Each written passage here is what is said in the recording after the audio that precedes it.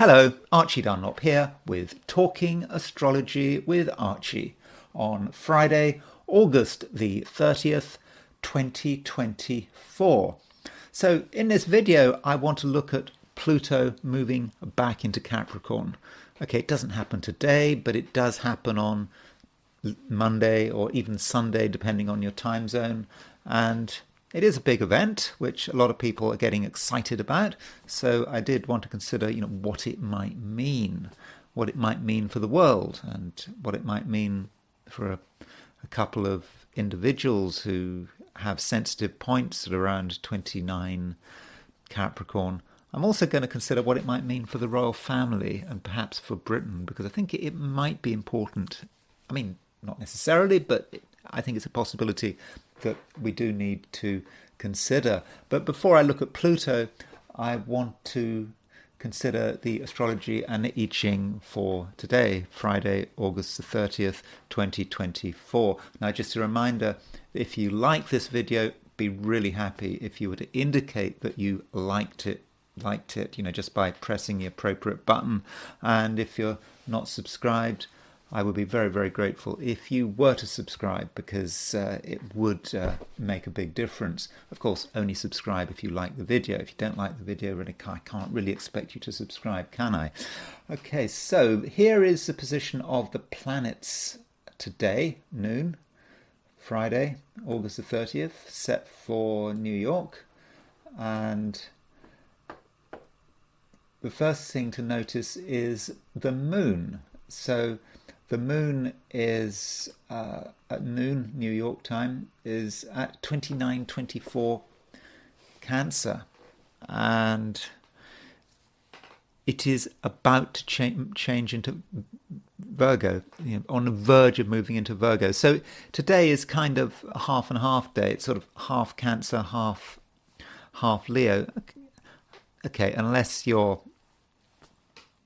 in sort of Asia, Australia, New Zealand, in which case I think that pretty much the moon is going to be in Cancer, is going to remain in Cancer all day. But as far as when the moon moves into Leo, it moves into Leo at 6 in the evening, London time in the UK. So that, if you're in Europe, continental Europe, that's going to be around 7 or 8 in the evening. I suppose if you're in Russia, it's going to be a little bit later. But in Europe, you still get the moon being in Leo, but it's going to be this evening. And if you're in the Americas, though, it does happen earlier. New York, 1:09 p.m., around lunchtime on Eastern Standard Time. If you're in California, Oregon, British Columbia, then it's going to happen even earlier. It'll happen, just after 10 o'clock in the morning. And even earlier than that if you're in Hawaii or Alaska.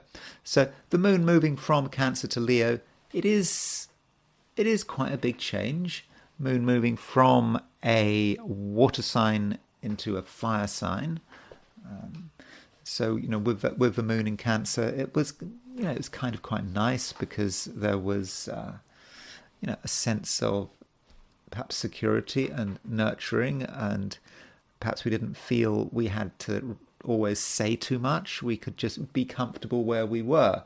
And now the moon moving into Leo, I mean, the problem perhaps of moon moving from Cancer to Leo, the moon does lose strength moving from Cancer to Leo, because the moon, it's not in detriment or in its fall in Leo, but all things being equal, the moon is probably not entirely happy in this sign.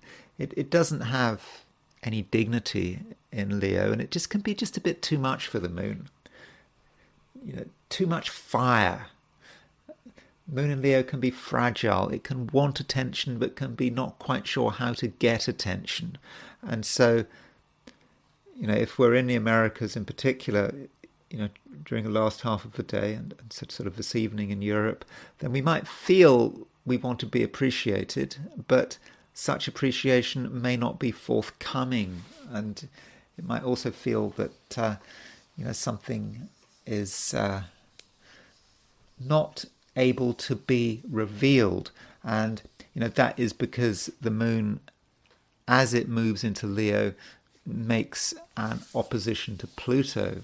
Even if we're in Asia, Australia, New Zealand, we're still going to have a sense of moon being opposition Pluto.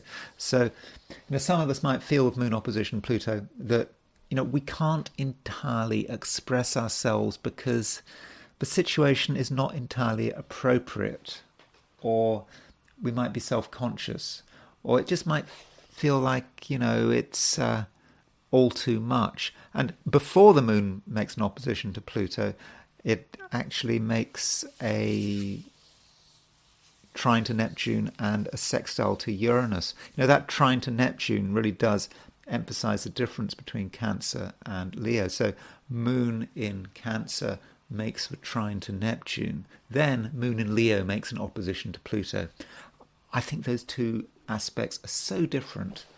Moon trine Neptune is quite easygoing at the beginning of the day, or even not at the beginning of the day if you're in Asia, Australia or New Zealand. Moon trine Neptune, easygoing, we can relax, we can feel, we can understand people's inner feelings, maybe our psychic and intuitive abilities are going to be quite strong. And then moon opposition Pluto, it all becomes quite serious, and we start to hold on to things, because then we have moon in Leo opposition Pluto in a fixed sign, because Pluto is still in Aquarius, even though I'm going to be talking about moon going into Capricorn later in this video.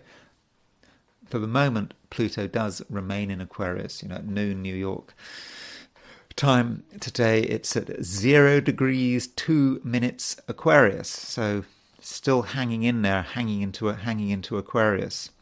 And really, that's the main stuff going on today. It's not actually a particularly major day astrologically, though that moon at 0 degrees Aquarius, we're starting to feel it. We're starting to feel that transition. But the question is, what is that transition going to be all about? And of course, I'll be talking about that later in the video. Turning to the heliocentric picture, that means putting the sun at the center of the solar system. We do, of course, get a slightly different emphasis. So here's the position of the planets heliocentrically. The two major aspects of note would be a conjunction between Mercury and Chiron. Mercury and Chiron conjunction in Aries. Remember, it's a heliocentric chart, so I do understand that geocentrically Mercury is in Leo, but heliocentrically it's in Aries. So Mercury conjunct Chiron does perhaps incline us to be a little different in the way we're thinking. And, the cosmos does want us to think outside the box with Mercury conjunct Chiron. It's not a time to conform with our thinking. We have to consider, what makes us unique, what makes us different. And, we might feel that we have to go against established rules or procedure with Mercury conjunct Chiron. Certainly in the way we're thinking and the way we're communicating. And, so for some of us, it may be a time to be talking about things which maybe other people don't want to talk about, or it's inappropriate to talk about them at a particular time in a particular place. But still, we just want to go ahead and talk about them. That's because, that's the right thing to do. Chiron is, of course, the wounded healer as well. So with Mercury conjunct Chiron, we may be find ourselves talking about other people's suffering, the suffering in the world. It's out there. We can't help that. And we're perhaps very aware of that. And it's possible that through what we say, we can actually make someone feel better with that Mercury conjunct Chiron in heliocentrically. And that's what's happening in the world out there. People are sensitive to words, and words can make a big difference. They can make people feel worse, but they can certainly make people also feel better. And certainly on a psychological level, the right set of words can have a healing impact. Also, we've got Mars sextile Saturn. We had Mars sextile Saturn yesterday. We've got it again. I think that the Mars sextile Saturn is probably a fortunate aspect. Being able to work hard, being able to sort of get down to the details, perhaps particular tasks that we might find a little bit boring, but we're able to really address ourselves to these tasks and sort of get them out of the way. Though, in a heliocentric chart, aspects and their meanings do change. We always think that a sextile is a fortunate aspect and an opposition is a bad aspect. But I sometimes think in a heliocentric chart, we shouldn't make that distinction. The point is, they're in aspect. And so Mars, Saturn are in aspect. Forget the fact that it's a sextile. And then we might come up with a slightly different view of what this might mean. It might be a certain amount of negativity, and perhaps thinking about things in the worst possible light, and maybe perhaps having to be a little bit careful how we go. I mean, Mars Saturn contacts can be about accidents and mishaps, but just remember, this is a heliocentric chart. It's not personal. It's more talking about the collective, what's happening out there in the world.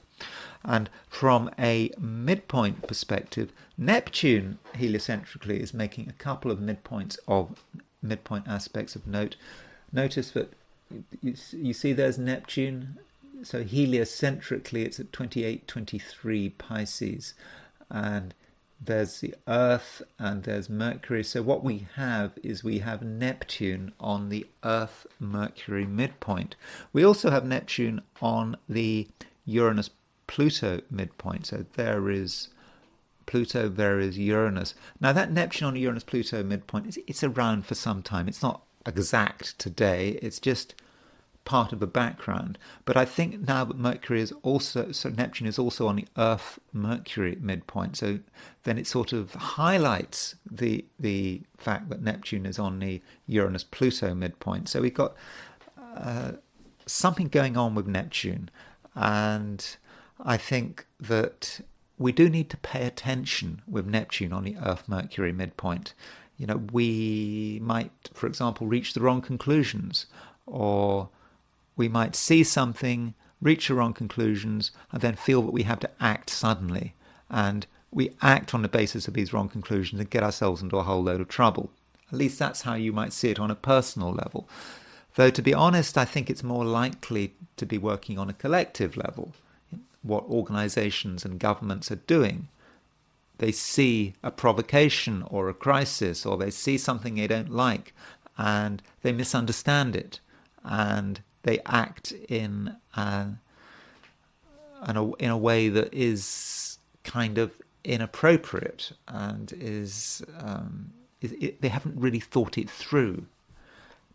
I'm thinking, what is happening in the UK, for example. I haven't been in the UK since 2019, so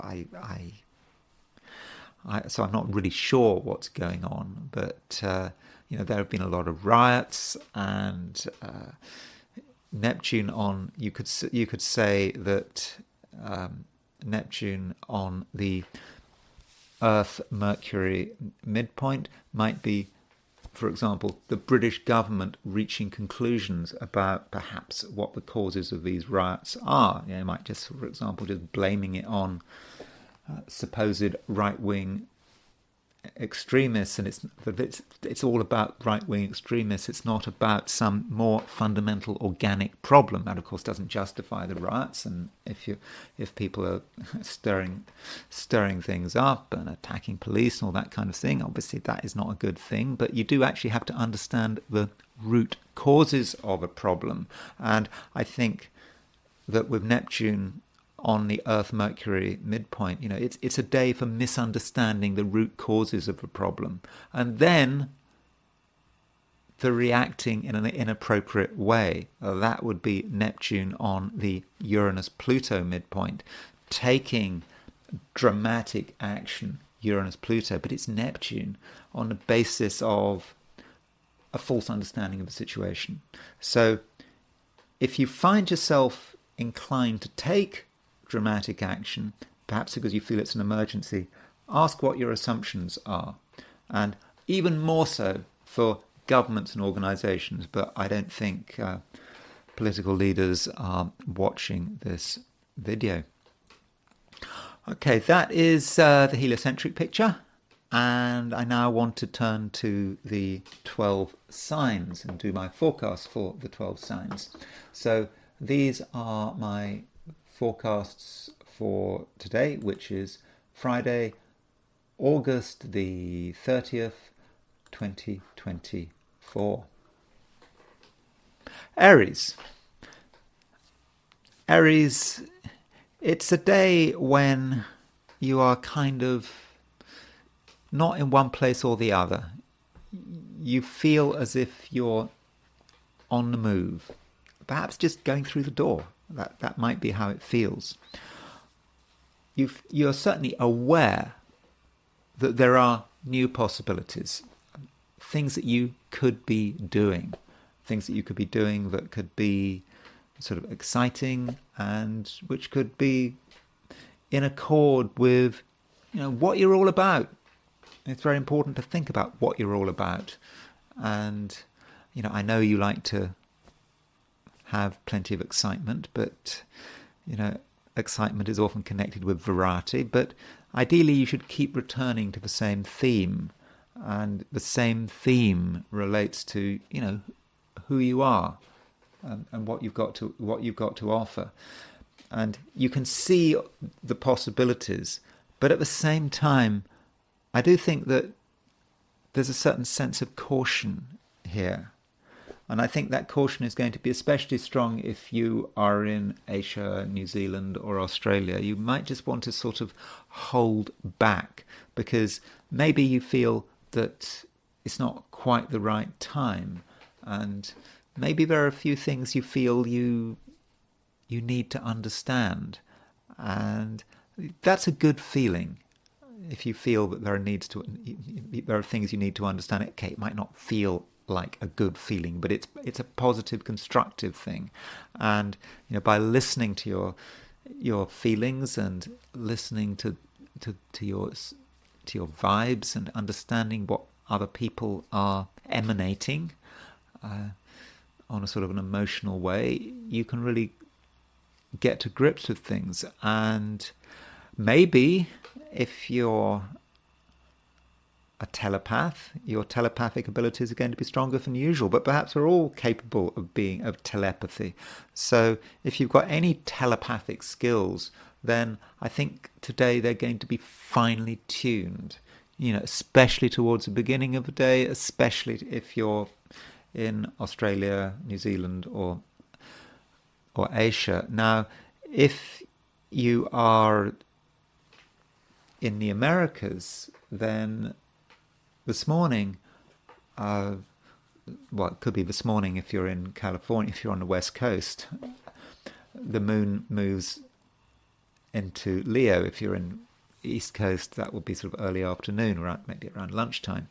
And so this transition from the moon moving from Cancer to Leo, which you experience even in later, this is what you experience it in Europe, early evening, so it kind of depends where you are. But this transition of the moon moving from Cancer to Leo, I think is fairly positive, because obviously Moon is moving into Leo, it's a fire sign, Aries is a fire sign. You are going to have a greater sense of what you can do.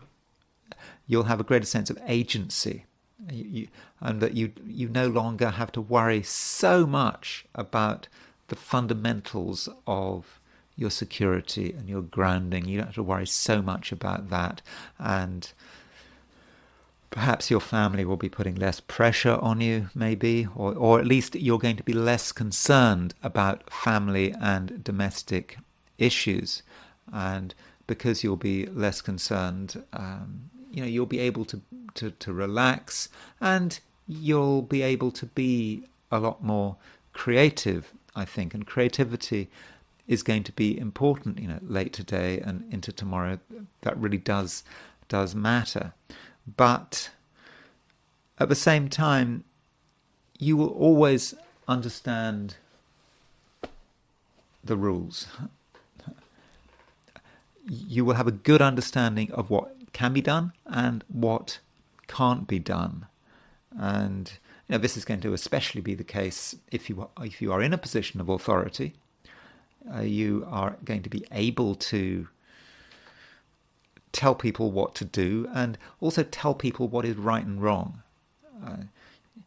Not necessarily right or wrong in a moral sense, but right or wrong in terms of legality and administration, and even on quite sort of routine things.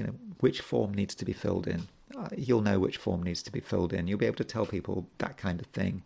And so, boring as it might sound, you will be able to give advice on really quite tedious administrative matters. And I think you will know what you're talking about, and you might even be a little bit ashamed of the fact that you know what you're talking about. Now, going back to the Moon moving into Leo, which is going to be important if you're in America, and to some extent if you're in Europe and Africa. With the Moon moving into Leo, when it happens, the Moon makes a opposition to Pluto, and that Moon opposition Pluto is going to remind you of what constraints there are on your actions, behavior, and freedom. You will see it, and you will notice it, and I think it might bother you, but it perhaps is going to be a note for the future. You'll perhaps have a moment where you see all the constraints on your freedom, and perhaps on other people's freedom as well.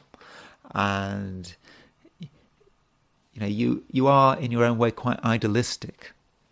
You do believe that people should be free to do what they want, provided it doesn't interfere with another person's freedom. I think that's a standard sort of Aries view of the world. And if you're honest with yourself, you'll see that there is an issue, and that there is something that needs to be said. And I'm perhaps talking about something quite political.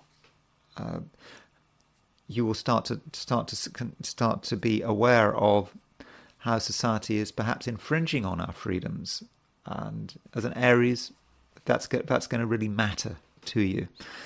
Now, of course, it might not be of any interest to you. I suppose not every Aries can be concerned about social and political issues, but if you do have any social and political awareness, I think with that Moon opposition Pluto, I think that you will, to an extent, be picking up on it. Finally, I suppose I should say something about relationships. Venus has moved into Libra, and that was yesterday. Venus is now in your opposite sign, and the Moon is making a sextile to Venus. And so I do think it's a time when you can impress people. I think you're going to be very good at impressing people today and tomorrow. And I think you're always going to be good at impressing people, but today and tomorrow, that's especially going to be the case.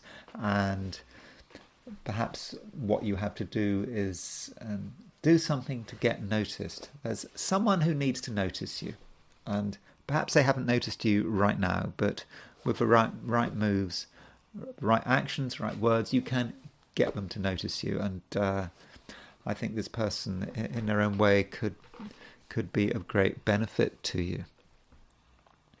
Taurus. I suppose I should point out that Venus is now established in Libra, and I don't know whether you've felt any changes yet. I mean, it's perhaps quite subtle, but still, Venus has moved from Virgo into Libra, and so the position of Venus is much stronger. And remember, as I was saying yesterday, Venus is in mutual reception to Saturn. So I think that, overall, Taurus, I'm just hoping that you're now getting a fairly good sense of your own power and your capacity and what you can do and what you can achieve. And I think that the work you do and the preparations you're making can all be extremely useful today. And so, you shouldn't necessarily feel that you need to have a load of attention and support, because the moon is moving into Leo. And I think that with the moon moving into Leo, that's going to remind you of your own strengths, and it's your strengths that really don't need much outside support and help. And so I think that what's going to happen is that as the day progresses, as you move into tomorrow, which is of course Saturday, you're going to become, I think, more self-sufficient and better able to make your own decisions. And I don't think you're going to necessarily need anyone's help and advice, because you have a clear idea about how to go about things, and you've got it pretty much all mapped out. Yet, with the moon making the sextile to Venus today and tomorrow, again, it is a time zone issue. It's always difficult when you're dealing with the moon, and when you're dealing with the fact that it changes sign in different days, and it affects sort of different geographical locations at different times. So that is a bit of an issue. But by and large, I think we can regard the moon as moving into Leo today and making the sextile to Venus. And I think that, Taurus, that does make you quite reassuring. You just make people feel comfortable. They can relax in your presence, and that's going to be a growing feeling, today and tomorrow, that you can have a calming influence. So, if other people are agitated for whatever reason, you'll know how to just bring them down to earth. You don't necessarily even have to say anything. You just be yourself, bring them down to earth, and I think that they will very much appreciate that. Now, that doesn't mean to say that you have to do nothing, that you have to be sort of boring about it, and not at all. I mean, the moon is making it's not just making a sextile to Venus, it's also making a sextile to Uranus. In fact, the moon is on the Venus-Uranus midpoint over the course of the day.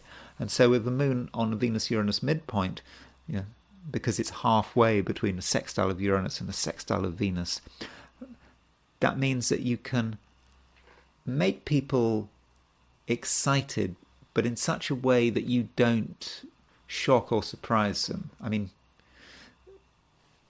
maybe surprise, but certainly not shock. You can gently increase the pace of things, but in a way that is just completely natural, that doesn't doesn't upset people. No one's going to have a heart attack because of what you do. And it's about making people feel present and alive. And I think you can do that. And I think, Taurus, you can make yourself feel present and alive. And yes, I think overall, Taurus, I think you're going to be a reassuring influence. Gemini. Well, Gemini, it's, I suppose, a somewhat mixed picture at the moment. From a heliocentric view, there is some danger that you overreact. So when I was looking at the heliocentric picture, I noticed that Mercury was, not Mercury, but Neptune. Actually, Neptune was conjunct the Earth-Mercury midpoint. Now, Neptune is not a ruling planet of anything, but that Neptune conjunct Earth-Mercury kind of affects you a little bit because of that Earth-Mercury pairing. And I think there's some small danger there that you might jump to conclusions a bit. You see something and you perhaps assume that you just understand it. Maybe, perhaps because of a little bit of complacency and even arrogance, you just think, oh, you've seen it before. It's obvious what's happening. No need to think about it too much. But just because something seems obvious on the surface doesn't mean actually that it is obvious. So if you're jumping to conclusions, always ask yourself if you've really understood the situation, because in many cases the first impressions may actually be completely wrong. So do bear that in mind, and be strict with yourself, and be firm. Tell yourself to sit down, work it out, understand it, and don't do something unless you can write it down. You can write it down and say why you're doing it and what your justifications are. Of course, I'm talking about more important decisions. I mean, there are going to be more trivial decisions that you don't have to do that with. But always question yourself, Gemini. I think that would be extremely useful. And I suppose it's going to be especially important if you have a position of authority, because if you do have a position of authority, Gemini, then I think that you're going to want to really express this authority and make it clear that you are in control. And that's not a problem. I mean, if you have a position of authority, whether it's in your family, in your social life, at work, in your business, whatever it is, it's there for a reason. And so you would be expected to express your authority, and perhaps to express your authority quite powerfully. And it's just important that you don't express your authority on the basis of a false assumption. But I don't think that need happen. And if you are dealing with a simple situation where you understand what needs to be done, I think that you'll be able to express your understanding of the situation extremely well, and I think people will appreciate it. And in fact, you can boost your authority, but just don't be too proud. Don't be so proud that you think you know everything without having to check your facts. On the theme of facts, the moon is moving from Cancer into Leo. And with the moon moving from Cancer into Leo, it actually might be a time when you need to have another look at the facts, because information is coming your way. It's always coming your way. And I think with the moon moving into Leo, there are sort of more things to consider. perhaps things that you just hadn't considered before. And I understand that, it's a Friday. I think if I've got it right, is September the 1st Labor Day or something in the US? I'm not really very conversant with US holidays, even though I've been living here for over 12 years. Still, I don't quite get that. But, you might think Friday, it's just a time where you don't, it's coming up for a long weekend. Even if you're not in the Americas, it's Friday is, people are starting to relax in preparation for the weekend. But even then, there are still things to work out, and you shouldn't think that you shouldn't think that you've got the whole picture, because you haven't necessarily seen everything. And so if you can get hold of more information as the moon moves into Leo, not just today, Friday, but also on Saturday, I think that would be very useful. That would be a very good idea. And I suppose sort of on a personal level, in terms of who you are and what you stand for, when the moon moves into Leo, it actually makes an opposition to Pluto. Pluto is still in Aquarius, just. And so that moon opposition Pluto, I think, is going to be more poignant because Pluto is so close to being zero Aquarius. And I think with that moon opposition Pluto, the things you learn could be challenging, because the things you learn, the things you see, the things you become aware of may feed into your overall view of the world. And, it's always nice to have a fixed view of the world, particularly if you're a Gemini like me. You want to have the certainty that a particular idea, particularly a philosophy, is the one and only. And the reason Geminis want that kind of certainty, because we know that things are so uncertain, and we know that things can change very quickly. But when you have those moments of knowing absolutely what's going on, that your beliefs are all sorted out. These moments don't last forever, but we're perhaps enjoying it. But the facts are perhaps contradicting our beliefs, and it might be tempting for some Geminis actually to hang on to their beliefs, almost hanging on to their beliefs for dear life, because if you let go of those beliefs, then what have you got? It may feel that you've got nothing. But be aware of that challenge, Gemini. It may not be a challenge that you particularly want to involve yourself with, but I think it's a challenge that actually you can handle. And remember, Mercury is now stationary direct. It's going forward. Mercury is your ruler. And I think that you do have the capacity now to deal with the truth, to deal with reality, and to be honest with yourself, and also not to be too proud.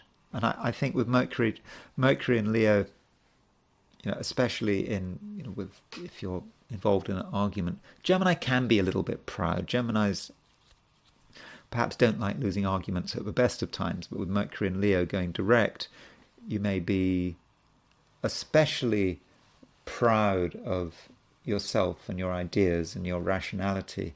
And just don't be too proud, because right now things change, and you might have to actually have to change your opinions on the basis of the facts. Cancer. So Cancer, it's a day of change, I think. You have been feeling, I think, recently, the last day or two, I think you've been feeling more confident. You felt that you've started to understand things, and perhaps in the past you hadn't really understood it, and now you can really feel it, and it makes sense. And when I say understand things, I'm not talking about it particularly in a sort of a mental sense. I'm more talking about it on an emotional level. You understand yourself, and you understand other people, and the emotional connections between you and other people, that they're more clear. They're more clear to you. It may not be clear to other people, but you can feel things that other people can't.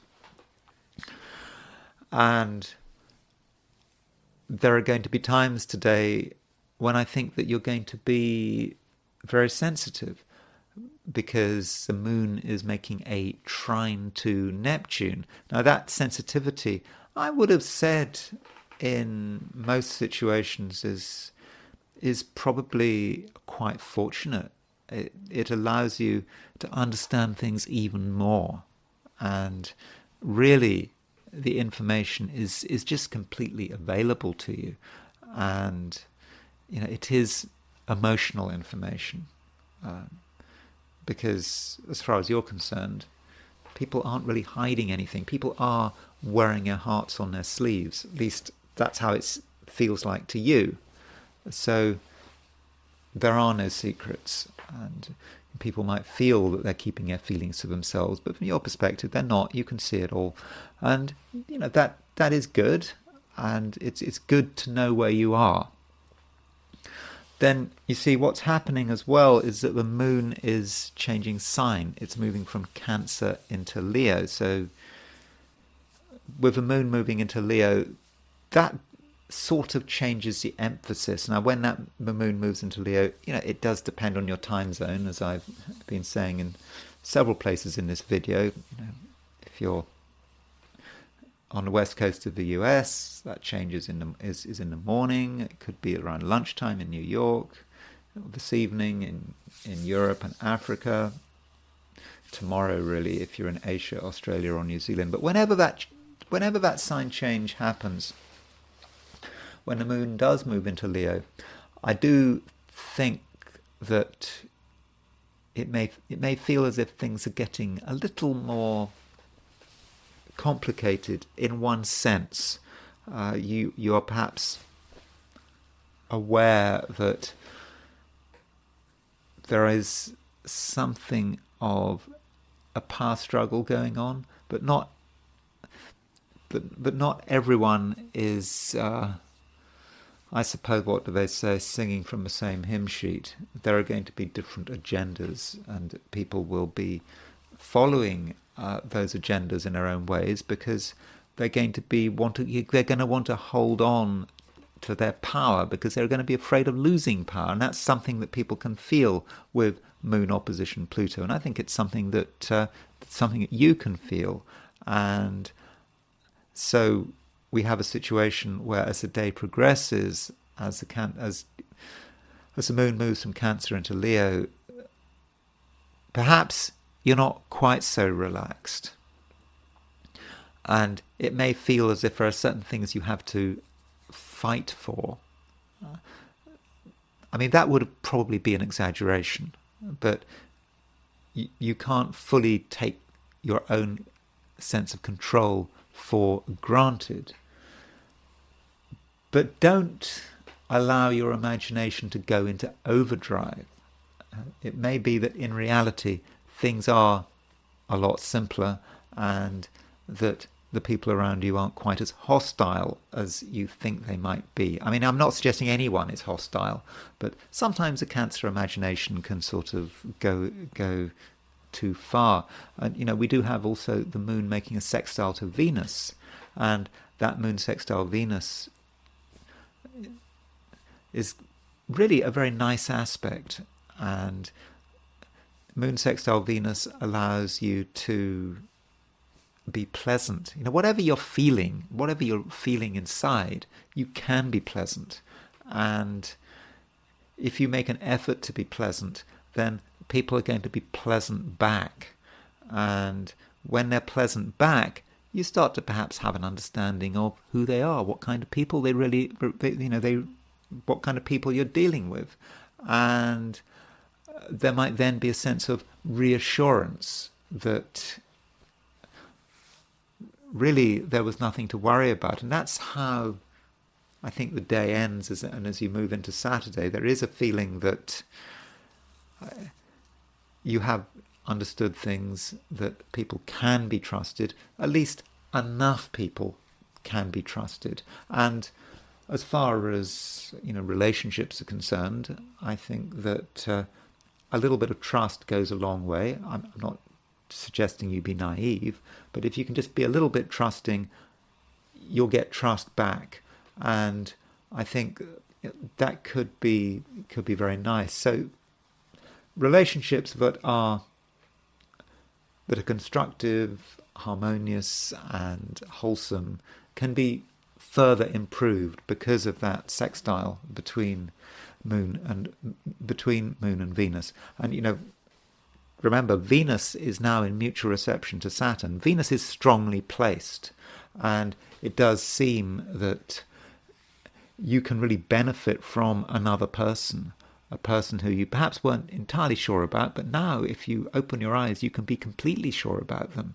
and you'll see that someone is trustworthy, and they can perhaps help you in many different ways, and can give you a sense of grounding. I mean, I know you're always grounded, but the right person can give you an even greater sense of grounding. Leo. So Leo, the moon is starting to move into your sign, and I think that is something very much to be welcomed. And so as the day progresses, as you move into Saturday, the moon will be establishing itself in Leo, and with the moon in Leo, you will just feel comfortable. You'll feel that there is no distinction between yourself and your immediate environment. There won't be a conflict. You might perhaps recently have felt that you weren't entirely comfortable in your own skin. By your own skin, I'm talking about where you're living, where you're being, your immediate environment. But now you are starting to feel comfortable, and you're aware that if you have a bit of control, then really things will start to work very well for you, and comfort is the start of everything. So we do see a bit of a transition then. So beginning of the day with the moon in Cancer, not quite in Leo, just feeling that you're not quite there, that you're holding something back, and then you make the transition into Leo, and the moon actually makes a sextile to Venus. And so that moon sextile Venus today will make you feel that some people can really be very supportive of you. You can get support from other people, and maybe it all starts as a conversation. It has to start as a conversation, and so words can be spoken which perhaps have not been spoken before, and these words will allow you to clarify perhaps some long-standing issues. Maybe you felt that there has been a certain amount of incompatibility between you and a couple of other people, but with this moon sextile Venus, I think that's a situation which can be resolved. And also with the moon moving into Leo, I think you're also going to feel a certain sense of freedom. Freedom is important, of course. It's important to all of us, but right now it is especially important to you. And it is the freedom to express yourself how you want, not to feel that there are any constraints, perhaps being tied up in moral constraints, or people telling you to do this and do that and whatever, and that's just something you weren't very happy about. And with the moon in Leo, making that sextile to Venus, there's a sense of comfort. Perhaps people who used to be a problem are now actually a benefit.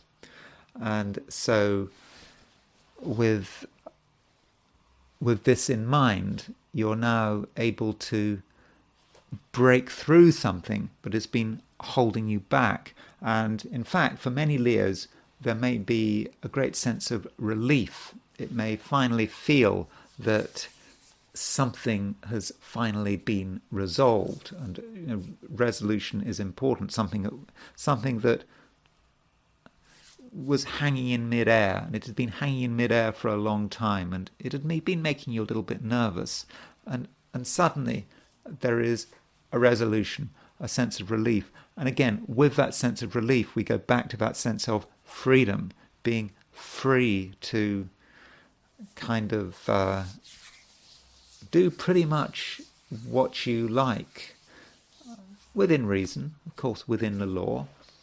And I think you're also going to find, in terms of relationships, that as you move through the day, you're going to become more appealing and more attractive. And I think that has a lot to do with your sense of confidence. I think you will become increasingly confident, and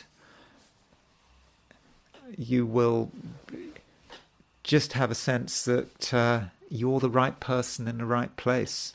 So overall, Leo, things are moving, and as time goes on, as you move from Friday into Saturday, I do think that things are going to get better and better. Virgo. Today, I think that you need to try to be an individual. I don't think it's a day for fitting in. You might feel pressure to fit in, but I think it's pressure that you should probably resist. One reason for this is that from a heliocentric viewpoint, Mercury is making a conjunction to Chiron. So this heliocentric conjunction between Mercury and Chiron, which you can't see in a geocentric chart, is quite individualistic. It's asking you to do things differently and not to be constrained by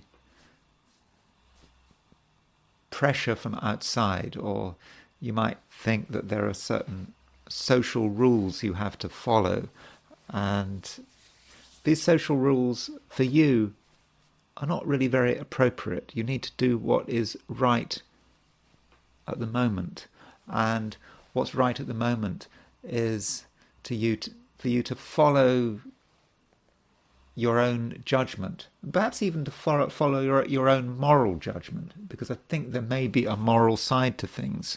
You may feel that certain things are right and certain things are wrong, and these moral concerns should be influencing your behavior, and that's absolutely correct. And so if you feel that something needs to be done, even if you don't get any support, I would suggest that you probably go and do it. Well, unless it's going to cause any damage, any real damage. It should be a case where the worst possible fear you have is embarrassing yourself. I know Virgos don't like to be embarrassed, but sometimes you have to take that risk. And I'm not saying you will get embarrassed, I'm just saying it's a risk of embarrassment. But the key thing is that you are doing what is right, and it is not right to just be doing things because it's just the established norm. It's just what people expect. So Virgo, really try to be an individual, and don't feel that you need to get public attention and support. Sometimes you can do things which aren't noticed. It might be your own private mission, something you're doing on your own, and of course if no one knows what you're doing, then you're not going to get any criticism, you're not going to get any comment, and of course you will have real freedom. And in fact, if you look at this chart in terms of what's going on heliocentrically, I just said that there's a conjunction between Mercury and Chiron. In fact, geocentrically, there is a trine between Mercury and Chiron. So you kind of get a double dose of that Mercury and Chiron energy. And that Mercury trine Chiron is going to get stronger over the next couple of days as you move into the weekend.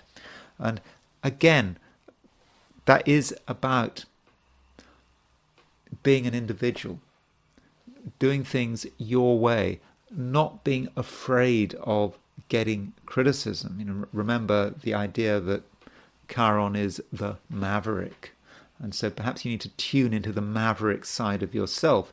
I know textbooks say that Virgos like to do things by the rules, and they don't like to rock the boat, and they just follow the details and whatever. But that's a textbook, and that's a stereotype, and it's perhaps a time, Virgo, to break the stereotype, and also to break people's expectations of you, because they may expect you to behave in a particular way, and maybe that's not what you should do. You should be doing things your way, and your way is the right way. Though, if you are breaking any rules, I'm not talking about the laws of the land, but if you are breaking any rules or breaking any conventions, you will be doing it with open eyes. Because at the moment, Virgos have a very clear sense of the rules. They have a clear sense of what the expectations are. And so if you are breaking people's expectations, if you are, I suppose, potentially causing offence, you'll know it. You will indeed be doing it with your eyes open. And perhaps that's another reason why you shouldn't feel any great obligation to make your presence felt. Particularly later in the day, as the moon moves from Cancer into Leo, that is a time for perhaps to be going under the surface, to be going into submarine mode, because when you're in submarine mode, no one can see what you're doing, and that's when you have freedom. And it's not even about being secretive for the sake of it. You just don't want anyone to interfere with what you're doing, and that's probably the best way of handling the day. So, and you could say that it's not a typically Virgoan day, not really, but it is a day when I think that you can really tune into who you are. Though, in fact, let me correct that. In some ways it is a very typically Virgoan day if we take one aspect of Virgo, and that is the sense of Virgo in terms of service. Being of service to certain people who need your service. And, with Mercury conjunct Chiron, you are going to be, I think, very aware of people's suffering. And if someone is in trouble, you'll know it. And it's Mercury conjunct Chiron heliocentrically, Mercury trine Chiron geocentrically. So you have a good awareness of that. And, sometimes it's not actually popular to go out of your way to help someone. It can actually get a lot of negative attention. And that may nonetheless be something you feel you have to do. So it could be an act of kindness and charity on your part, which you don't advertise. You just do it in your own way, and you never talk about it. So that is one way in which the day could work out. And by doing that, of course, you'd be very much tuning into the concept of Chiron as the wounded healer. Yes, Chiron has wounds, but because of those wounds, Chiron understands other people's wounds. So perhaps you're going to be able to understand someone suffering in a way that other people can't, and at the same time you'll be in a position to do something about it. Libra. Well, I hope you're enjoying Venus's movement into your sign. I mean, Venus is well and truly in Libra at the moment. And as I was saying yesterday, I would have said that this movement of Venus into Libra is entirely positive. It gives you a great sense of yourself, and you can tune into who you are. And at the same time, because Venus is making a mutual reception to Saturn by exaltation, you're going to be quite self-disciplined. So, I mean, you don't normally associate Venus and Libra with self-discipline, but when it's in mutual reception by exaltation with Saturn, I think you very much can. And so do consider what you need to do, what you want to do, and don't allow anything to hold you up. Not just today. I mean, remember, Venus is in Libra until I think September the 23rd. So I hope over the next 3 weeks or so, I think just slightly more than 3 weeks, you'll be taking full advantage of this opportunity to really sort things out and to really make things happen in your own way. Now, as far as today is concerned, it's not just about focus and discipline. It's actually about other people, because I suppose with Venus moving into Libra, your charms and your charisma are certainly given a boost, and at the same time you will just know how to bring people together. You'll be able to put the energy into creating a sense of community and togetherness. So if you feel that people are going their separate ways and they're not agreeing with each other, then you can actually do something to create agreement, and perhaps you can rally people round a sort of a common cause or a common purpose. Okay, I know that might sound a bit over-optimistic, but you can at least try, whatever that common cause, common purpose might be. And I do think that people are going to really take you seriously, and they will listen to what you say. And that is especially the case towards the end of the day, and certainly if you're in the Americas, when the moon moves from Cancer into Leo, that does give your social life a bit of a boost, and you can present yourself in really, as I've just said, in exactly the right way. And I think people are going to be gravitating towards you. And when the moon moves into Leo, it straight away makes a sextile to Venus. So with moon sextile Venus, today and into tomorrow, I think that your social skills really are going to be very good. They're going to be, at the top of the range. And being a Libra, that's something you want to hear, I assume, because, the typical Libra does enjoy socializing, does regard the social dimension as being important. And so, you have to consider who is out there, who wants to know you. And so, take every opportunity to get in touch with your friends, see what's on offer, maybe go to gatherings, parties, whatever you can do to meet people. I think all of that would be very useful. And you will be able to get your boundaries right. I suppose part of the problem with socializing can be that you waste a lot of time with people you don't really want to be with. But at the moment, you know how to organize it all. You just know it. You know how to properly allocate your time, and you'll also know which people are useful, which people can be trusted. You'll understand all of that. So the social dimension is just something that you're I think, going to be very familiar. So I think that today and tomorrow, it really does look very good for you. Scorpio,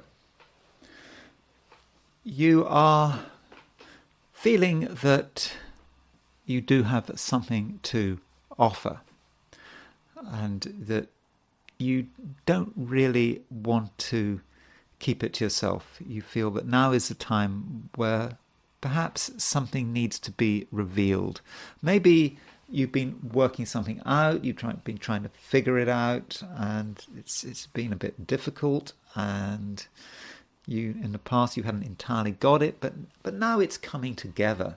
And so, Scorpio, I think it's just important that you're not shy. If you've got something to reveal, something to offer, then now might be the time to do it. And you understand things now like perhaps you didn't understand them before, and with clarity comes a sense of direction. And so think about where you're going, what you'd like to be doing, and be quite natural about it, because I think you are going to have a sort of a natural sense of power, but not the kind of power that is kind of abused or is oppressive. It's just a natural power which actually comes with who you are, and people will just gravitate towards you, and they will listen to what you have to say, and I think in most cases they will follow your advice because it's going to be genuine. I suppose when you're dealing with power, some people try to assert their power by, for example, just quoting the rules. You can't do this, without any real connection. Where are the rules? Why do these rules work? Why are these rules important? But you're able to assert yourself in a way that it comes from you. It doesn't come from someone else. You're not the representative of an organization. You're not the representative of an interest group. You are yourself, and your authority comes from who you are. And that's always the position that you should be in. If the authority comes from who you are, rather than something outside, then that's the right way of going about it. I mean, I suppose if you take a religious analogy, if I tell you that you shouldn't do something because the Bible says, to my mind, that doesn't necessarily sound very authentic, because you're relying on the Bible. But if I just tell you shouldn't do it, not because the Bible says, or not because the government says, but because you just shouldn't do it, and it comes from your own ethical sense. And so that's perhaps the way to assert yourself, express yourself, especially if you're in a situation where you see that maybe people are doing the wrong things, or maybe people need guidance, or you want to give guidance. It's always got to come from you. If it comes from somewhere else, it's just going to seem fake and inauthentic. And you are impressive. I do think that people find you impressive, and this has implications for the way you deal with other people. I think other people are going to respect you, and I think you're going to be able to respect them as well. Sometimes with Scorpios, it can be quite difficult for you to show people respect. It's not because you're being disrespectful. It's because there are a lot of people, as far as you're concerned, aren't worthy of your respect. It really has to be earned. As we know, Scorpios don't suffer fools gladly. But I think that today there are people out there who really can get your respect. And that includes people you already know, people close to you. perhaps you have had your doubts about them recently, but now things are changing. You can see people's value and their worth and how they can actually be good for you. And I think that is something that is really very positive. And so the whole way in which your social environment is configuring seems to me to be very fortunate. And okay, there could be a little bit of a clear out. Certain people who you don't feel are worthy of your respect, you can perhaps distance yourself from them. But what's happening is that things are getting a little more concentrated, and it's going to be concentrated on the things that make you feel comfortable, and respect is very much a part of it. So mutual respect should actually be very much the order of the day. Sagittarius. So Sagittarius, the moon is starting to move into Leo, and I think that this movement into Leo is probably quite a good thing. I think perhaps recently in Sagittarius you've been maybe a little too intense, a little bit too wrapped up in your own feelings and your own concerns, and now you can start to be a little more relaxed. And relaxation is important, and you can get a sense of perspective, and this sense of perspective will allow you to start focusing on possibilities. Perhaps you'd seen in the recent past that there hadn't been that many possibilities, but now the possibilities are really starting to emerge, and I think that is very much to be welcomed. But don't narrow your possibilities. I mean, that is always a possibility with a Sagittarian. I know that Sagittarius has a reputation as a sign for being open-minded and free-thinking. I think that reputation can be exaggerated because Sagittarius is ruled by Jupiter. Jupiter has strong principles, and sometimes your principles can be narrowing. They can narrow you down to a very limited view of the world, and you could end up restricting yourself. And that's not something you want to do, with the moon moving into Leo, and with the moon moving into Leo, it makes a sextile to Venus, and Venus has just gone into Libra. Venus is strongly placed, and I think that could give a real boost to your social life. So today and tomorrow, see what you can do with your social life and your friends, and maybe there may be the possibility of new friends, new people to be in touch with, and I think that could all be, very fortunate. So Sagittarius, there is a lot going on, and you shouldn't feel that you need to hold back, because there's something you really want to contribute. It's very important for you to contribute this single thing as something that has really got you, and it relates perhaps to the world around you, and you understand something, and it's very clear to you, and you can see what's right and you can see what's wrong. Of course, we're now talking about Sagittarius as perhaps a moral actor, and I'll actually be using the word moral quite a lot in my forecast for today, because I think somehow moral issues are important today for many of us, regardless of our sign. But I think for you, they're important today, because you can see the way things should be done, and you can see the way the world is going, and there's perhaps something you want to communicate.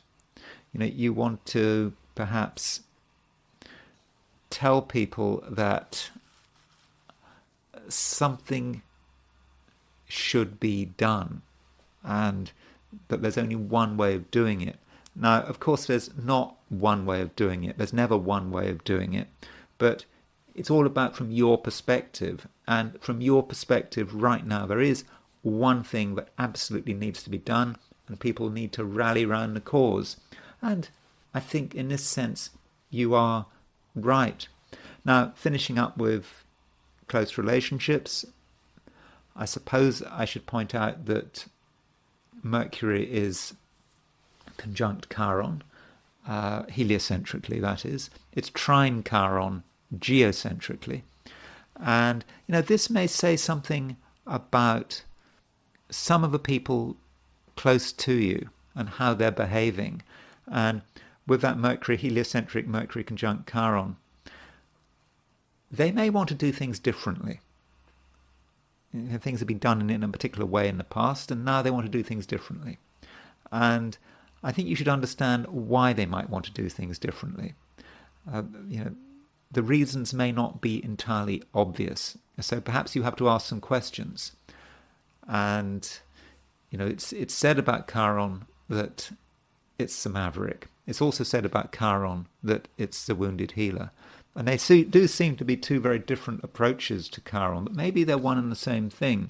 So it may be that some people, they do have some kind of wound or something that upsets them, and this may be someone close to you. They have something that upsets them. There is a wound, but at the same time, they feel they want to respond to this wound by something that's happened in the past, by doing things differently. And that might be the underlying motivation for it all. And so there's a dog going. I'm not quite sure what the dog is worrying about. I think the dog was barking when I was talking about Sagittarius yesterday. So, but my dog is not a Sagittarius. My dog's a Leo. So do consider why people are doing what they're doing, particularly if they're close to you. Because if someone is close to you, if you spend all your time with them, you need to know what's going on in their life. And if they suddenly want to do things differently, you need to ask yourself why that might be the case. Capricorn. So to begin with, Capricorn, you may actually be fairly sensitive. There is a lot that you are picking up in terms of other people, the world around you. Perhaps you're quite unused to picking up so much, at least on an emotional sense. You can really feel what is happening, and you can feel what people are thinking and feeling.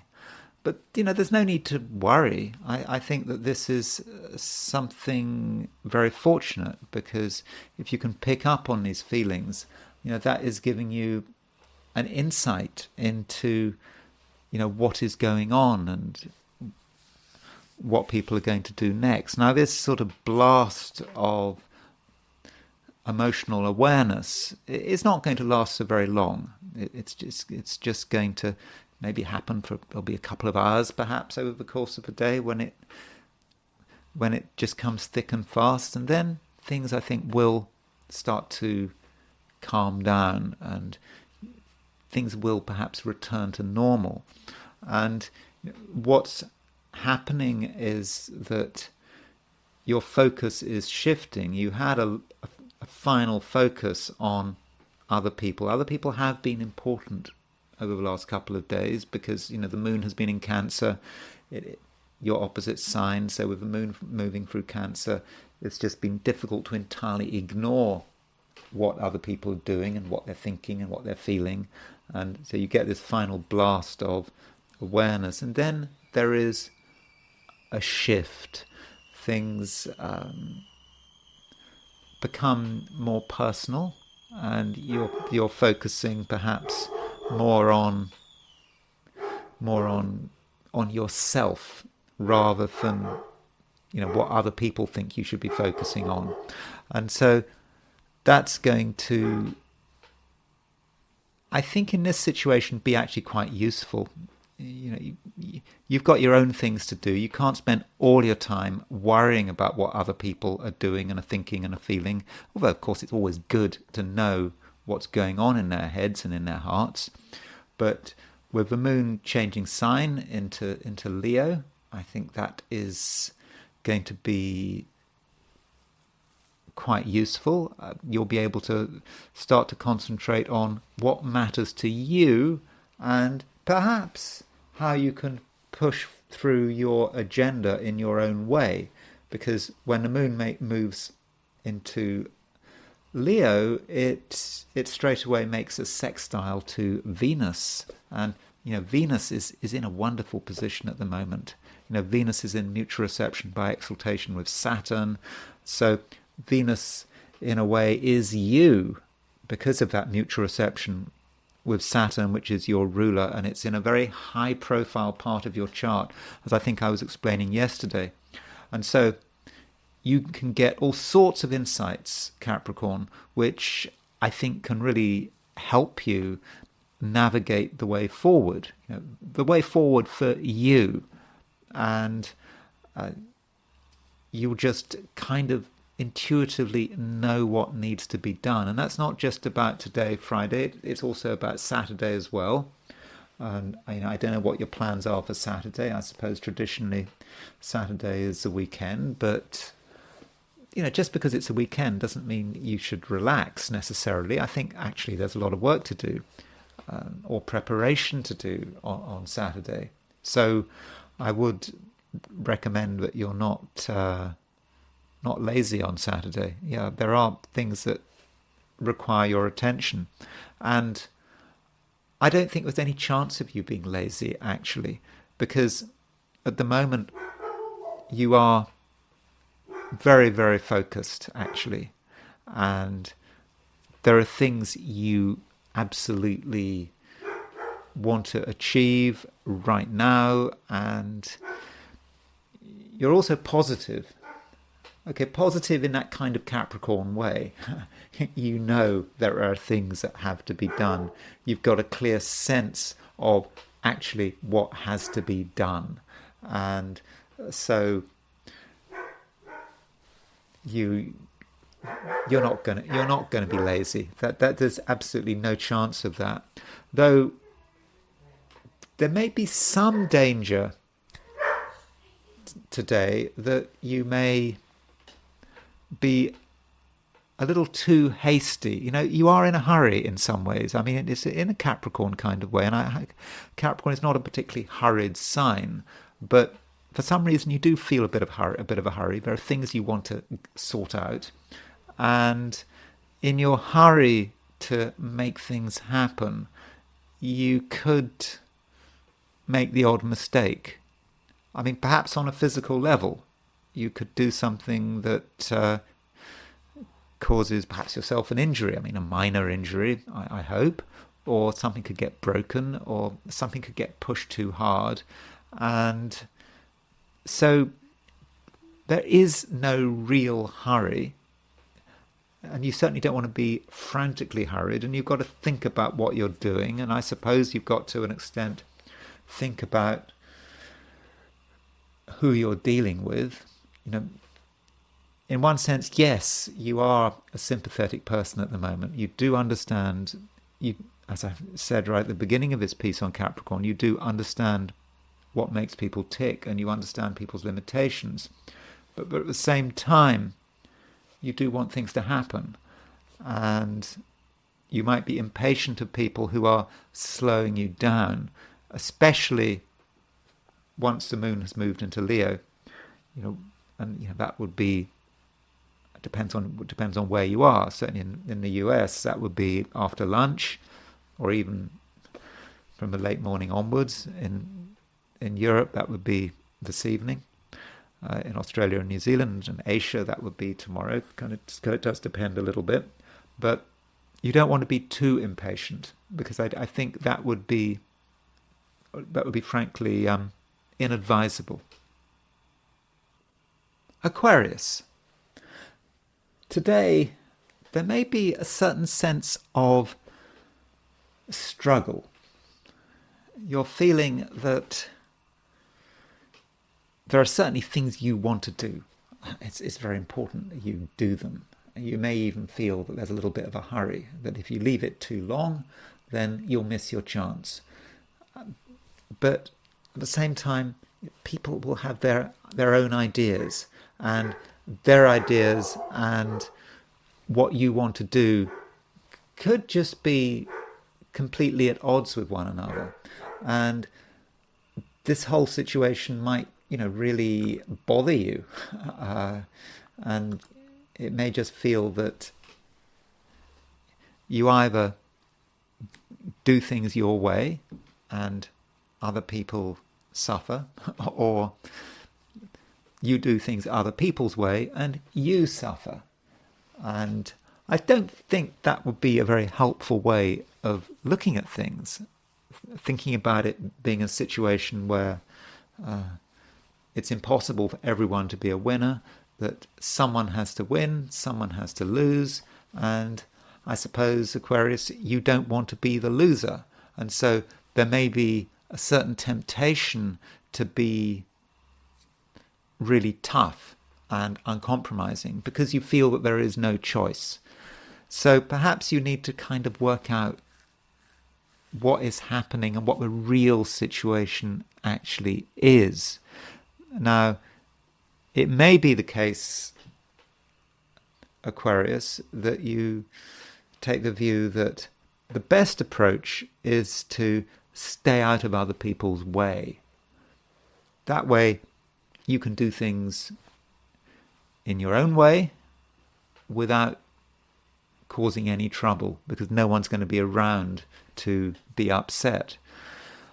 On the other hand, you've got to accept the situation. I mean, the moon is moving from Cancer into Leo, and so with the moon moving into Leo, of course being your opposite sign, it seems that at some level you can't entirely avoid what is going on out there. You can't avoid the fact that events in one place have an influence in another place, that your freedom of maneuver is inevitably going to be influenced by what people say and what people do, and it's just the whole process of living in the real world. So it's important that you get the balance right, and maybe you just have to understand people, make an effort to understand people, but without taking them too seriously. And perhaps that's the problem. You can respect someone without allowing them to completely take control. So it's just important that you are independent-minded, but also open-minded. And at the same time, Aquarius, you do want action. You really feel that you want to move things forward. And you fundamentally, at the end of the day, you can't compromise. So if it does come to a choice, and if you find there's a choice, and you really feel you must make a choice, and I don't think it should come to a choice, but if it does come to a choice, where it's your interests or other people's interests, which one should you go for? I suppose in most cases you should be following your own interests, even if that means causing upset, causing arguments. Well, yeah, but it needn't cause an argument, because it only causes an argument if you hang around to have an argument. You don't necessarily have to hang around to have an argument. You can basically say, well, this is what you're going to do, and that's the way it is. And if you make it very clear that that's the way it is, and you're not going to discuss the matter, I think that in most cases people will just say, okay, Aquarius wants to have their way, on this occasion. And I think that perhaps part of the reason you may feel a little bit stressed out is that you can feel Pluto leaving your sign. Now, I talk about Pluto and Pluto moving from Aquarius into Capricorn later in this video, but it's important to you because you are an Aquarius. Pluto is now at 0 degrees 2 minutes Aquarius. Sunday, Monday, it'll be gone. Pluto will be in Capricorn. It'll be out of your star sign until November. And so that it might feel then, Aquarius, that perhaps you're losing some of your power. And you may be afraid that other people are gaining that power. And I think that assessment is probably incorrect, but it's still the way you feel. And you need to honour the way you feel. And I suppose it would be best if you could just remind yourself, well, November the 19th, Pluto will be back in Aquarius, so don't worry about it. But short-term Aquarius, I do understand if you feel that you really must stand up for yourself, even if there might be better solutions available. I suppose you have to do what you feel is right. Pisces. Pisces, you may take the view that things are starting to get a little bit complicated.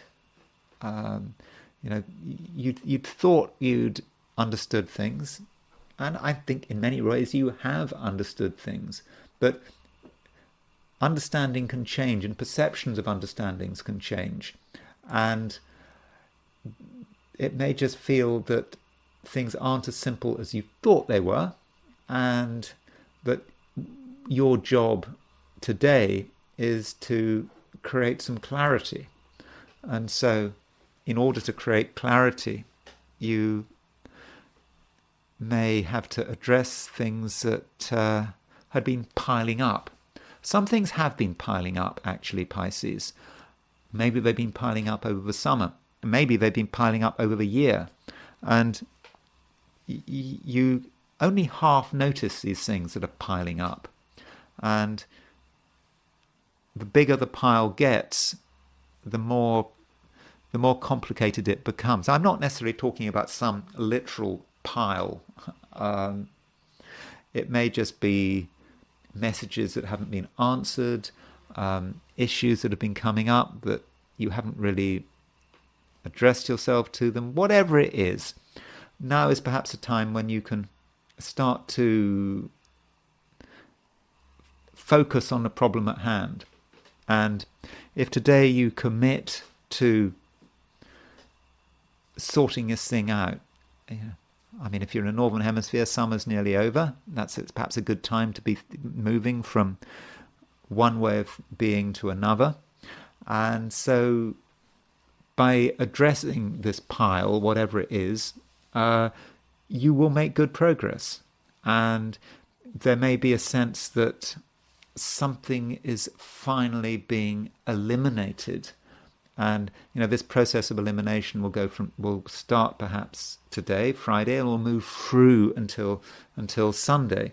So by elimination, we're talking about just getting rid of all the clutter in the system. And with a Moon Pluto opposition, that's really going to help you clear the clutter.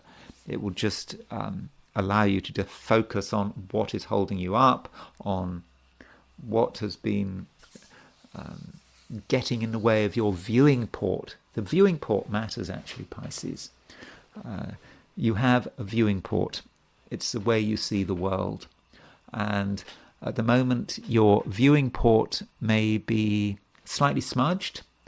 Maybe some of the garbage has been getting in the way of that viewing port. And now you can just clear that viewing port and just make it perfect, so you can really see out as you move through the world. And it's okay to be idealistic. So idealism is about having a view about the way things should be. And I talked about this to Sagittarius, about having some idea about the way things should be, way things should be done. Of course, with Sagittarius has Jupiter as its ruler, And likewise, Pisces, Jupiter is your ruler. And so with you, like Sagittarius, you do have a set of principles, a set of strong ideas that you think are important, but that are particularly important right now. And it's just so important that you let people know about them. You don't have to keep it to yourself, because what you're doing, Pisces, is you are reflecting back the state of the world. People understand the state of the world, but they don't want to talk about it. And you understand it, but you actually do want to talk about it, and you can talk about it. And you do have some really valuable insights, and you also have some insights not just about what is wrong with the world, but you also have some insights about what kind of actions can be taken. So your ideas about constructive action to make the world a better place, I think, are things that very much should be talked about, because I think in that sense, everyone can benefit. Okay, those are my forecasts for the 12 signs, and I'm now going to look at today from a perspective of the I Ching. So I asked the question, what is Friday going to be like for those watching the I Ching section of this video? And the first hexagram I got was hexagram 45, which is gathering together. We don't have to do things alone. We can, very much benefit from other people. And so, whoever you are, consider the role that people have in your life and how you should interact with them, how you can interact with people in a constructive way. Now, that doesn't mean to say, though, that you should be thinking, oh, well, there aren't many people around me, I don't have any friends, so I should make a special effort to make some friends. I should make a special effort to meet people, because that might be useful. No, that's not the right approach. The whole thing has to be completely natural, because there are things at work in our life that we perhaps can't see that are bringing us together with the right people for us at a particular time. And we can't force it. Let the universe do its work. If we're meant to be with someone, then the universe will sort it out. We don't have to try too hard. All we have to do is be open to the possibility. And if it just so happens that no one turns up, but we spend today alone, then that's what the universe wanted. But gathering together, there are many ways of meeting people now. It's not just about physical meetings, or it could be about phone calls. It's about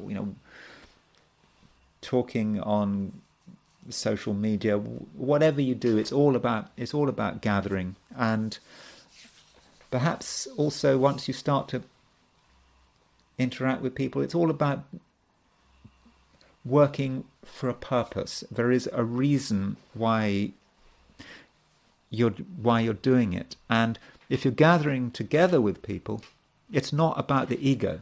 It's about loyalty to something else. There's something we need to be loyal to. It's some higher authority. And I know that might sound not particularly desirable. We shouldn't be loyal to a higher authority, but it depends on what the higher authority is. I'm not necessarily talking about the government. It's just whatever authority is important to you. Whatever authority, it might be your family, it might be your friends, whatever the situation is, but being loyal to something that you respect. And that's how gathering together really really works and how it becomes useful. And this hexagram, it does move. It does move to hexagram number 47, which is oppression. And this is something really very different. And the Wilhelm translation of I Ching does describe it as oppression. But it's not as bad as it sounds. It's a situation where we've got a lot of responsibility. And it may just feel that we can't deal with all this responsibility. Now, so remember what the previous hexagram was. It's gathering together. And so gathering together means that we've got a responsibility towards other people, and other people can be quite a heavy responsibility on us. And, we might feel that we can't deal with it all, but I think it is a situation where we can deal with it. It is tough, but if we meet our responsibility, then everything is going to work well, and at the same time, what we do will be noticed. Our ability to, if you like, carry the burden is going to be respected, and we will be able to get to the finishing line. And I suppose we have to also ask why we are doing what we are doing, and the reason we're doing what we're doing is because we're acting for the group, and because we're acting for the group, and it's in accordance with the times we're living, then the end result is really going to be fortunate. It might not actually feel fortunate because we might feel exhausted, but still it will be mission accomplished. So, having done I Ching, I want to turn back to the astrology, and I want to consider Pluto. So, Pluto goes stationary direct on Monday. In fact, it could go stationary. Let's get this straight. Pluto, that's not true. Pluto goes into Capricorn on Sunday or Monday. It doesn't. It's continually retrograde. Pluto is retrograde. I think it turns stationary direct on October the 12th. But so it's going retrograde. It goes back into Capricorn, and here's the chart for the moment it goes back into Capricorn. So it goes back into Capricorn. Where's it gone? There it is. Pluto goes back into Capricorn on September the 2nd, 2024, which is a Monday. That's at 1:10 a.m. London time. So if you're in the Americas, it will go into Capricorn late on Sunday evening. So this is in a way a big deal because it's the last time Pluto goes into Capricorn for, several centuries. Pluto will be back into Capricorn, 240 something years time or something like that. And so I suppose you could say, well, let's make the most of it. And it stays in Capricorn until November the 19th. So what happens is that Pluto keeps going retrograde until October the 12th. And then it goes stationary direct at 29 degrees 39 Capricorn. So it only just goes back into Capricorn. Then it goes direct, keeps going direct, and then on November the 19th, it moves into Aquarius. And so November the 19th, it's in Aquarius, and it will stay in Aquarius until, I think, the early 2040s. And so, what does it actually mean when we're at this sort of transition period? How should we actually understand it? Well, the thing is that Pluto has been in Capricorn, and for some time, and then it briefly went into Aquarius, and now it's about to go back into Capricorn. But Capricorn and Aquarius are both Saturn-ruled signs. So you could say, doesn't make much difference, does it? Saturn, Aquarius, Capricorn, does it really matter? It's all about Saturn. It's all about Saturn anyway. But Capricorn and Aquarius are different signs, of course. I mean, obviously, Capricorn is an earth sign. It's a negative sign. It's a feminine sign. Capricorn is an air sign. It's a positive sign. It's a masculine sign. So there are differences between Capricorn and Aquarius. So how do we deal with these differences? It's all about Saturn. It's all about control. And I would regard Aquarius as being about positive control. We want to control everything. And we have ideas about how we want to control you. At least that's how governments might think about it. Capricorn is more about passive control. It's enough for us to be in control. We just want to make sure you don't misbehave. That's fine. Just behave and everything will be fine. So with Aquarius, we have this idea of we have our own ideas about the way society should be run. And that, I suppose, is very much bound up with the concept of what Aquarius is. I mean, for example, Nazi Germany was an Aquarian organization. Hitler came to power on January the 30th, 1933, at a time when I think Saturn was in Aquarius, and Roosevelt became president just a couple of months after Hitler came to power. I mean, I'm not really comparing Roosevelt and Hitler, but I suppose if the idea of Roosevelt's government was a New Deal, the government could make a positive difference. By actively involving itself with the economy, then it makes things better for us, because the government does know best, and that is an Aquarian concept. So you do get the sense of the difference between Capricorn and Aquarius. Capricorn is not so interventionist as Aquarius. Aquarius really has an idea that it really knows best.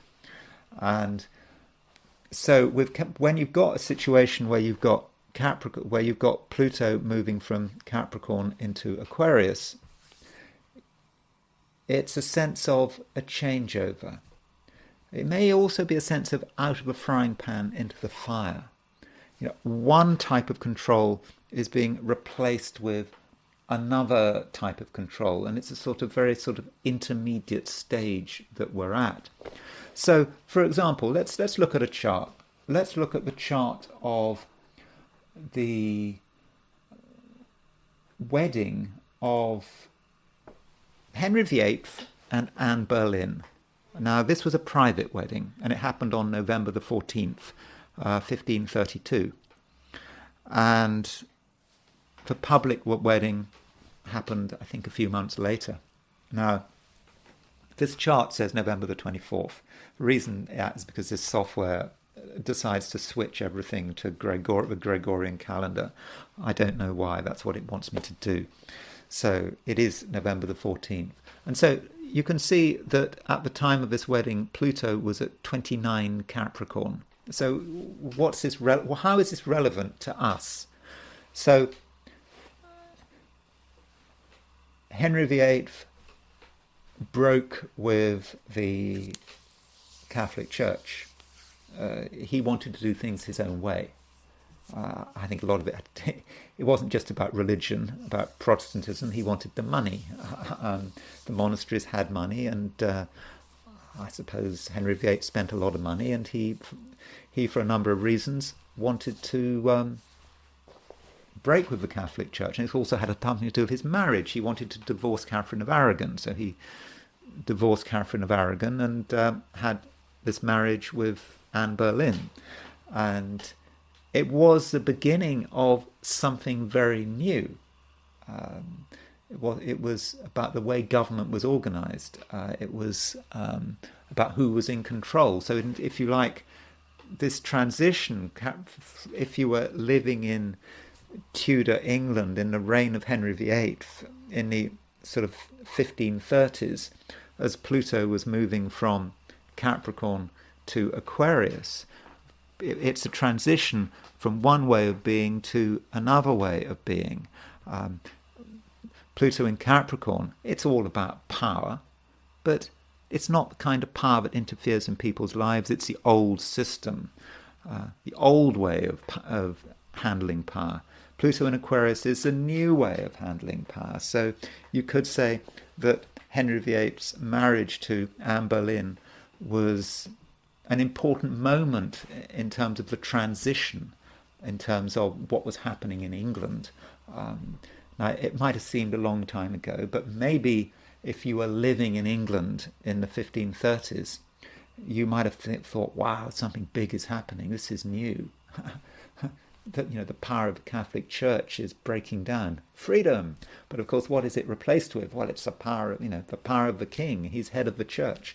So that may have been one way in which Pluto moving from Capricorn to Aquarius was working out. And going forward, another Pluto cycle.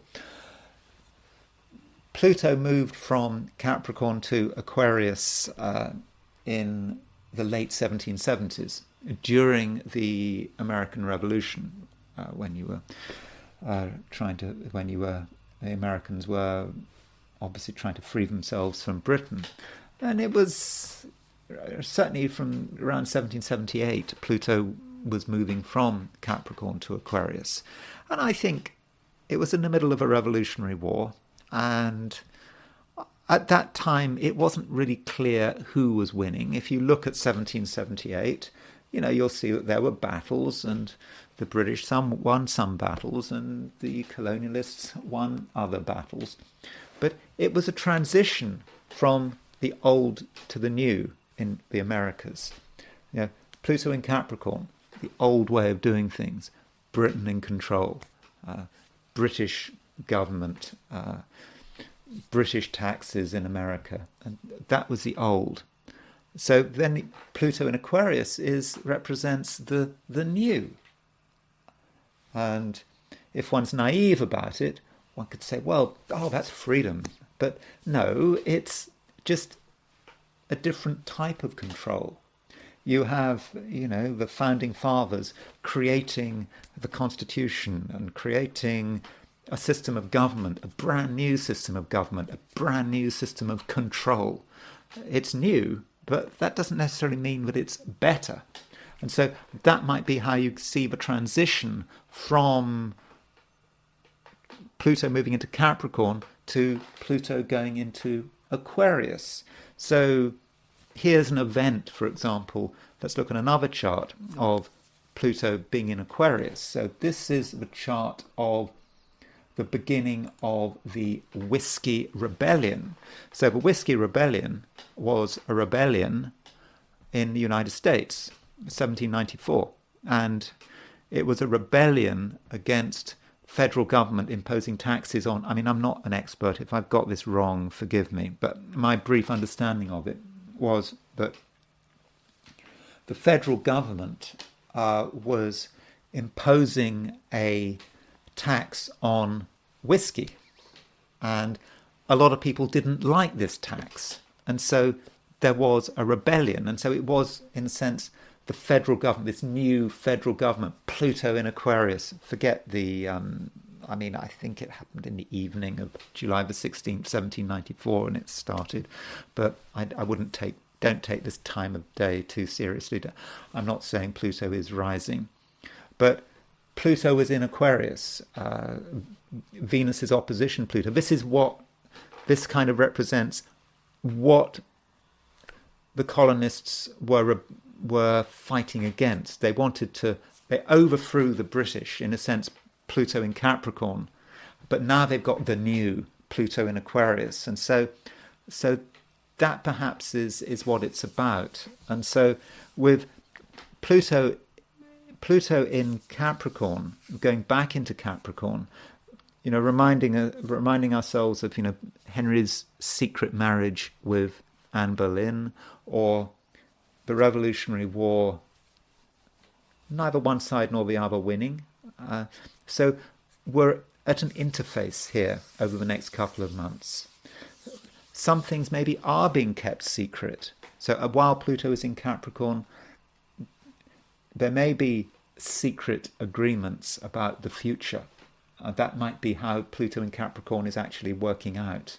Because Pluto is going to go into Aquarius very soon, but it's perhaps a time of pause. It's kind of like the phony war, no actual violence, or I say violence in a sort of metaphorical sense. The conflict is clearly balanced between the old and the new. And so, we have to think what happens when Pluto goes into Aquarius. That's when the new really starts to impose itself, when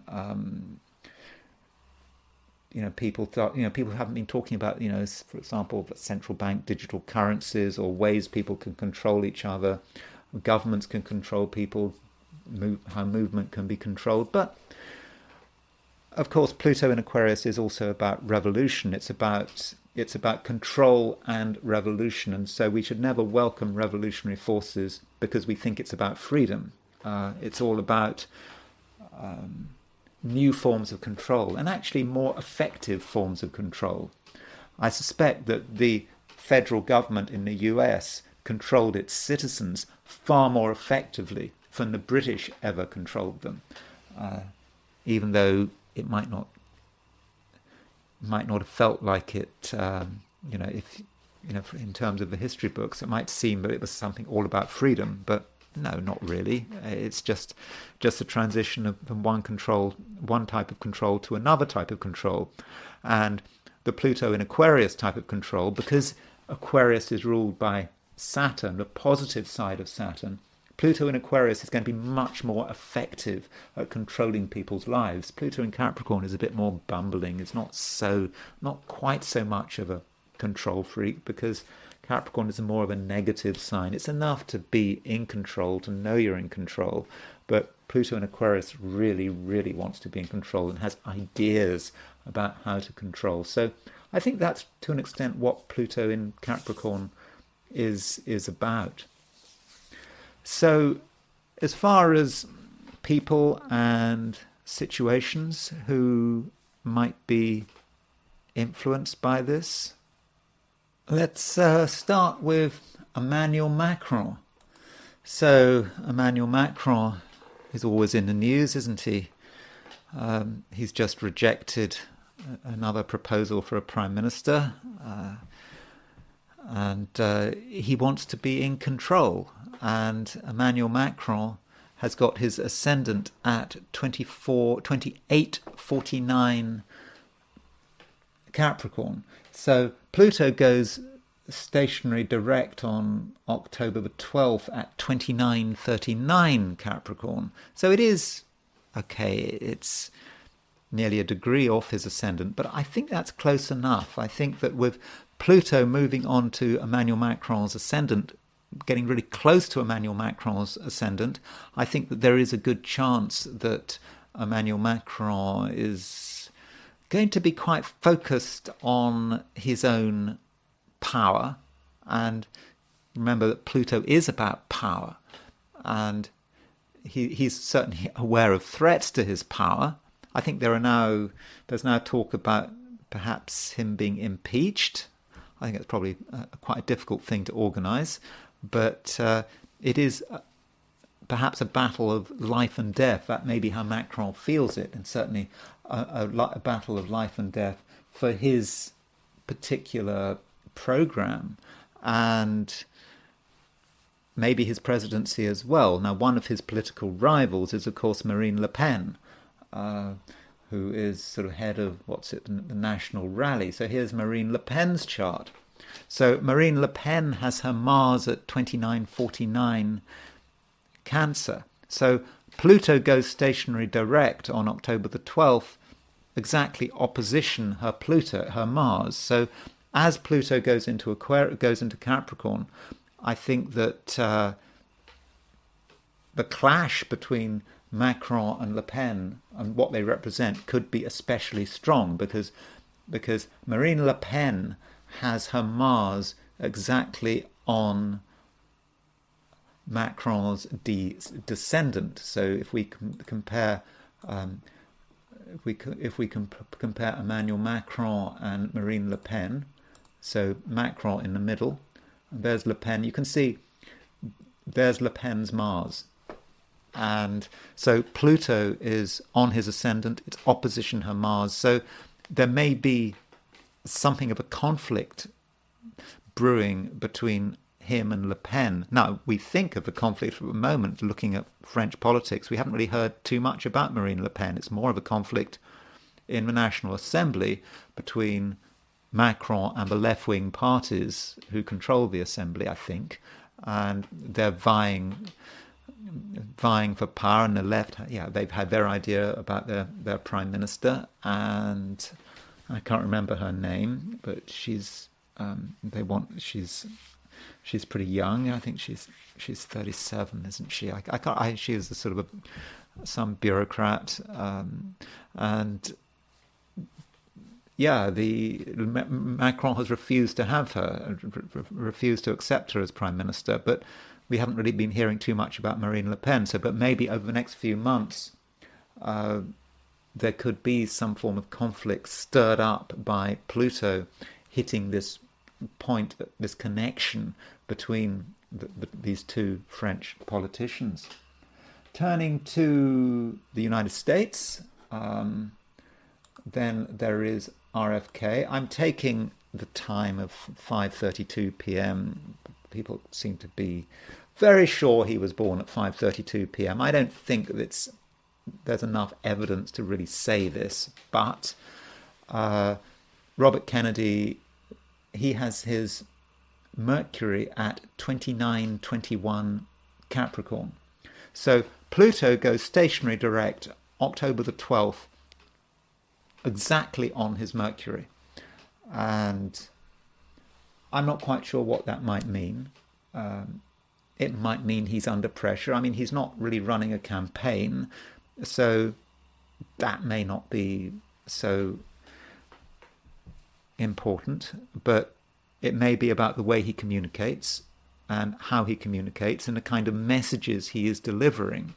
And I think that RFK, as Pluto goes stationary direct, is going to be, increasingly focused on, what his message is, and there's going to be a certain, perhaps, desperation to bring his message out into the open. But at the same time, Pluto does try to hide everything. So maybe there'll be some communication issue for RFK with Pluto conjunct his Mercury.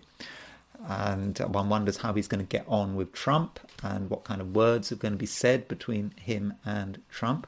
But I do think that Pluto is certainly going to have an impact on him. And of course, next year, Pluto will be on his descendant. So Pluto will move into Aquarius, assuming this birth time is right. And I don't think we can necessarily assume this is right, but assuming it is right, he will have Pluto on his descendant. And so that will be interesting, particularly if he is supposedly involved with Trump. How is Trump going to treat him, for example? If Trump gets elected, is he going to give him a cabinet position? Is he going to give him some responsibility, or is Trump could break his word. I don't even know, but I don't think Trump has made any promises. So there seems to be some kind of struggle going on in RFK's life next year as Pluto, once Pluto moves back into Aquarius. Then there is Ireland. So here's the horoscope for the Easter rising, which is arguably a chart for Ireland. And we have here the moon at 28-22 Capricorn. So Pluto has been on Ireland's moon on and off for a couple of years. But Pluto goes stationary direct on October the 12th, pretty close to Ireland's moon. And the moon represents the people. And look at, it's not just about Ireland's moon. Look at the Neptune. Ireland was Easter rising happened with a moon-Neptune opposition. So the moon-Neptune represents the people, and the people perhaps not being happy, the people jumping to conclusions maybe, but Pluto on moon-Neptune, I would have said that may suggest further civil unrest in Ireland. I mean, I know Ireland is just another place in Europe, and it's not just Europe, it's the Americas as well, United States as well, where people are concerned about immigration. So perhaps the Irish people are going to become restless with Pluto on Ireland's moon. Pluto is in the moon is in the 6th house, if I've got the time right, for the Easter rising. So there may be issues about the health system, whether or not the Irish health system can cope with all the many demands upon it. So that's one way in which it could work out. Finally, I want to consider the UK. So here is the British chart. And you can see that Venus is at 29 degrees 51. This is December the 25th, 1066. The reason the chart shows as December the 31st is because my software seems to want to convert everything to Gregorian, but don't worry, I have got the date right. So England's Venus is at 2951 Capricorn.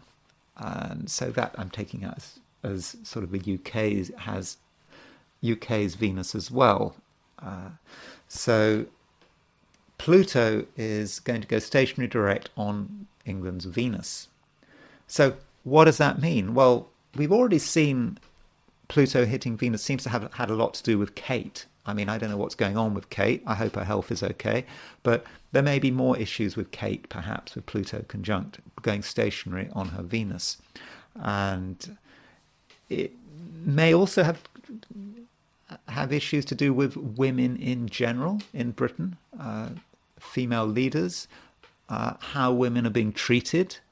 I suppose when you think about women, I suppose when you talk about women and perhaps Venus and the United States, I mean, I noticed that, for example, the US has, I think it has Venus aspecting the Mars-Saturn midpoint, and that was perhaps connected with reproductive rights, abortion, it depends on your perspective. But in England hitting Venus, you think about women's rights perhaps, transgender issues maybe with Pluto on England's Venus. But it may link with the royal family, remembering Venus is Britain's leading woman, which would, I suppose, be Prince Catherine. So it might have an impact on her. And also it has an impact on Prince George, Prince George is obviously the heir to the, he will be the heir to the throne once William becomes king. So Prince George was born on a full moon. So there's Prince George's full moon. So he's just turned 11, hasn't he? So Pluto is on Prince George's moon, and it's opposition his sun. Or at least it goes stationary direct on this position. So it seems he's under pressure. I don't know what's going on in his life. I suppose there's been issues with his mother's health, with his grandfather's health. But he is under a lot of pressure. And I know he's a child, but he also has some kind of collective impact. He's in line to the throne. And So there may be a linkage there. And one is also reminded that when Edward VIII abdicated on December the 10th, 1936, there was a Venus opposition, though Venus was opposition Pluto. So there's Venus at 29 Capricorn, conjunct England's Venus at 29 Capricorn, opposition Pluto at 28 Cancer. So Venus Pluto will be opposition Pluto where it was at Edward VIII's abdication. It will be conjunct Venus at the point of Edward VIII's abdication.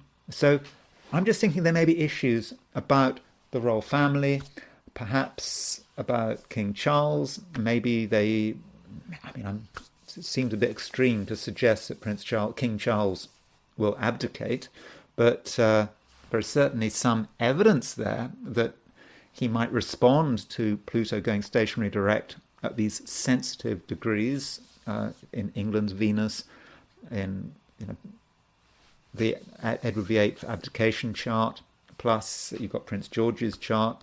Some kind of pressure or shock or revelation about the royal family over the autumn is possible, I think, with Pluto going stationary direct. Okay, that's it. That's all I'm going to say for today. I hope you found that of some interest. If you enjoyed this video, I'd be very grateful if you were to like it. If you're not subscribed, super grateful if you were to subscribe. And if you want to buy me a coffee, there is a link in the description. So thanks very much for listening, and I will talk to you again tomorrow.